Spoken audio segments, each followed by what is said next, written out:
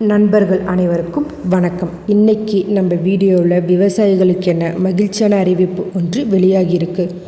வீடியோவை ஸ்கிப் பண்ணாமல் முழுமையாக பாருங்கள். ஃபஸ்ட் டைம் நம்ம சேனலை பார்க்குறவங்க மறக்காமல் லைக் பட்டனை தட்டி விட்டுருங்க அண்ட் சப்ஸ்கிரைப் பண்ணிக்கோங்க.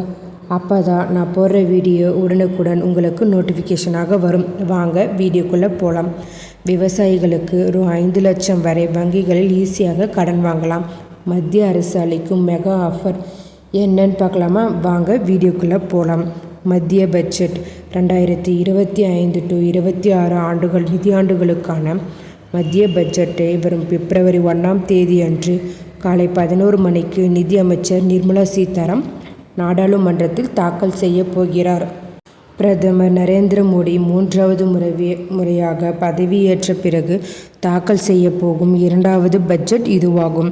இது நிதியமைச்சர் நிர்மலா சீதாராமன் தாக்கல் செய்ய போகும் 8வது மத்திய பட்ஜெட் ஆகும். மத்திய அரசு விவசாயிகளின் வருமானத்தை அதிகரிப்பதற்கு தொடர்ந்து முன்னுரிமை அளித்து வருகிறது. முந்தைய பட்ஜெட்டுகளைப் போலவே இந்த பட்ஜெட்டிலும் விவசாயத்துறைக்கு பயனளிக்கும் நோக்கில் பல குறிப்பிடத்தக்க அறிவிப்புகள் இடம்பெறும் என்று எதிர்பார்க்கப்படுகிறது. அதாவது கிசான் கிரெடிட் கார்டு வரம்புகளை உயர்த்துதல், விவசாய பொருட்களுக்கு ஜிஎஸ்டி குறைத்தல் மற்றும் விவசாய ஒதுக்கீடுகளை அதிகரித்தல் போன்ற அறிவிப்புகள் பட்ஜெட்டில் இடம்பெறும் என தகவல் வெளியாகி இருக்கின்றன. கிசான் கிரெடிட் கார்டுகளுக்கான வரம்பை மத்திய அரசு 3 லட்சத்திலிருந்து 5 லட்சமாக உயர்த்தலாம்.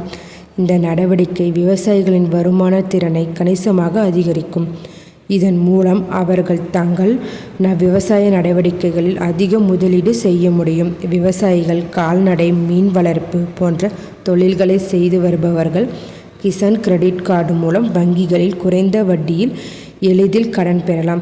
இந்த கடன் வரம்பு இப்பொழுது 3 லட்சமாக இருக்கும் நிலையில் ரூ 5 லட்சமாக அதிகரிக்கப்படும் என பட்ஜெட்டின் போது அறிவிப்பு வெளியாகியுள்ளதாக கூறப்படுகிறது. விவசாய பொருட்களுக்கு ஜிஎஸ்டி குறைப்பு.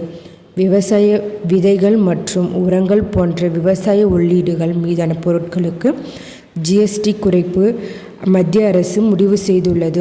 தற்பொழுது விதைகள் மற்றும் உரங்களுக்கு மாறுபட்ட அதிக ஜிஎஸ்டி இருப்பதால் விவசாயிகள் சிரமப்படுகின்றனர். இவற்றை குறைப்பதன் மூலம் விவசாயிகள் லாபத்தை அதிகரிக்க முடியும்.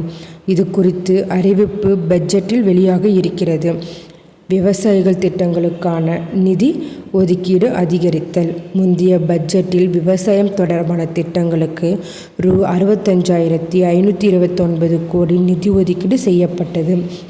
விவசாயத்துறையை மேம்படுத்துவதில் விவசாயிகளை அதிகரிப்பதனாலும் அதன் தொடர்ச்சியான கவனம் பிரதிபலிக்கும் வகையில் வரும் மத்திய விவசாயம் தொடர்பான திட்டங்களுக்கு நிதி ஒதுக்கீடு 5% முதல் 7% வரை அதிகரிக்கும் என எதிர்பார்க்கப்படுகிறது. இந்த தகவல் மிகவும் பயனுள்ளதாக இருக்கும்.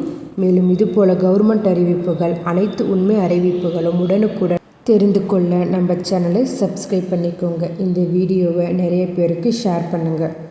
ஓகே, தேங்க்யூ, பாய்.